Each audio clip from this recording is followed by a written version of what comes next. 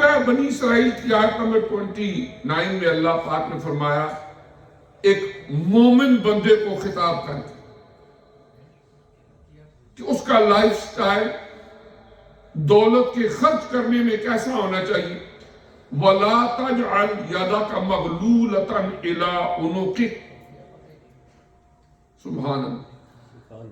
ایک مثال دی، فرمایا اپنے ہاتھ کو نہ تو اپنی گردن کے ساتھ باندھ لو، یعنی اگر ایک بندے کا ہاتھ اس کی گردن کے ساتھ باندھ دیا جائے، what it means کہ وہ اپنے جیب میں ہاتھ ڈال ہی نہیں سکتا.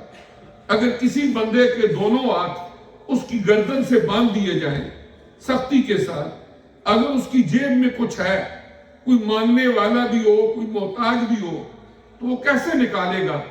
اللہ نے مثال دی کہ نہ تو اپنے ہاتھ کو اپنی گردن سے باندھ لو کہ تم اتنے کنجوس ہو جاؤ کہ تم جہاں خرچ کرنے کا حکم ہے اپنے بیوی بچوں پر خرچ کرنا، محتاج غریب ذوی القربہ معاشرے کے یتیم بیوہ جو آپ کی حیثیت ہے اس کے مطابق ان کی خبر گیری رکھنا، نہ تو اس طرف آؤ، نہ اپنے اہل و عیال کے اوپر خرچ کرو، نہ زکوٰۃ کی ادائیگی کرو، بس دولت کمانا، اس کو اکٹھے کرتے رہنا. فرمایا ایسا کام بھی نہیں کرنا. وَلَا تَبْسُطْهَا كُلَّ الْبَسْطِ. اور فرمایا ایسے بھی نہیں کرنا کہ جو کچھ ہے اس کو پورا ہی کھول دینا ہے ہاتھوں کو، کہ جو آپ کے پاس ہے فضول خرچی کرتے پھرو، جتنا کماؤ وہ خرچ کر کے پھر اس کے بعد کریڈٹ کارڈ کے اوپر قرضے لو. یعنی خرچ کرنے میں احتیاط نہ کرو اور اس کو فضول خرچیوں پہ خرچ کرتے رہو اور پھر بعد میں خود مقروض ہو جاؤ، لوگوں سے مانگتے پھرو. فرمایا یہ کام بھی نہیں کرنا، ہاتھوں کو بالکل پورے بھی نہیں کھول دینا اور نہ ہی اپنے ہاتھوں کو اپنی گردن سے باندھ لینا ہے. فرمایا اور پھر اس کے بعد فرمایا کہ ہاتھوں کو اس طرح کھول دو کہ تم سارا کچھ خرچ کر دو. فَتَقْعُدَ مَلُومًا مَحْسُورًا. پھر اس کے بعد تھکے ہوئے ایسے بیٹھ جاؤ کہ جیسے تمہاری اوپر کوئی ملامت کرے کہ دیکھو یہ کماتا بھی ہے اور فضول خرچی کر دیتا ہے اور آج اس کے پاس کھانے کے لیے بھی کچھ نہیں ہے، اوپر سے ملامت بھی ہو.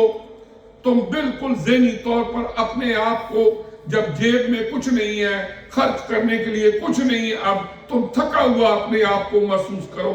فرمایا مومن بندے کا یہ طریقہ کار نہیں ہوتا.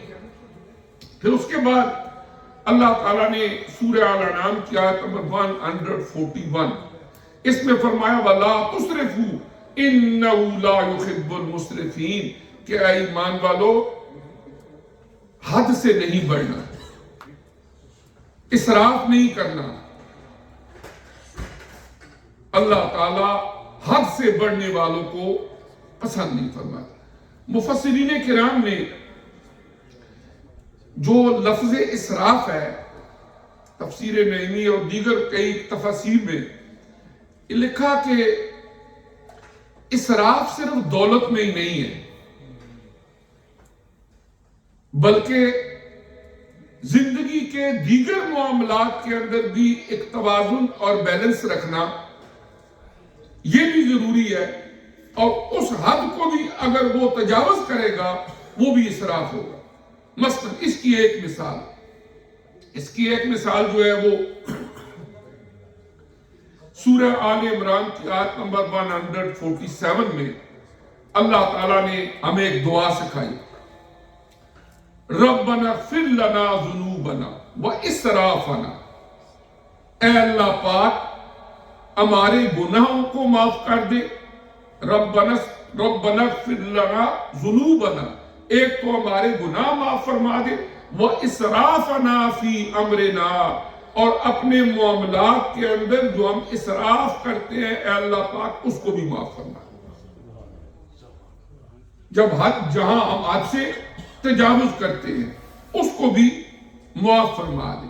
یعنی اگر ہم وضو کر رہے ہیں، جس وقت ہم وضو کرتے ہیں اس وقت پانی کا استعمال، اگرچہ آپ اپنے گھر میں ہیں، وہاں آپ کو کوئی بھی پوچھنے والا نہیں، جو پانی کا بل آئے گا وہ آپ نے خود ادا کرنا ہے، کوئی آپ کو پوچھنے والا نہیں، آپ ہیڈ آف دا فیملی ہے یا جو بھی۔ اب آپ وضو کر رہے ہیں، وہاں پر پانی کا استعمال صحیح طریقے سے کرنا یہ دین کی تعلیم ہے، اور اگر اس کو فضول ضائع کرنا یہ اسراف ہے، اور اس کے بارے میں بھی پوچھو۔ مثال کے طور پر ہر آدمی مسواک کرتا ہے، ٹوتھ برش کرتا ہے، اب جس وقت آپ اپنے دانتوں کو صاف کر رہے ہیں، ٹوتھ برش کر رہے ہیں، اس دوران ٹوٹی کو کھول دینا، پانی ضائع ہوتا رہے۔ اب یہ بھی قرآنی حکم ہے کہ اس اسراف سے بھی بچو، اور اس آیت کریمہ میں اللہ نے ہمیں دعا سکھائی کہ آپ دعا کرو، اے اللہ پاک ہمارے گناہوں کو معاف کر دے، وَإِسْرَافَنَا، اور جتنے معاملات میں ہم اسراف کرتے ہیں، حد سے تجاوز کرتے ہیں، اللہ پاک اس کو بھی معاف فرمائے۔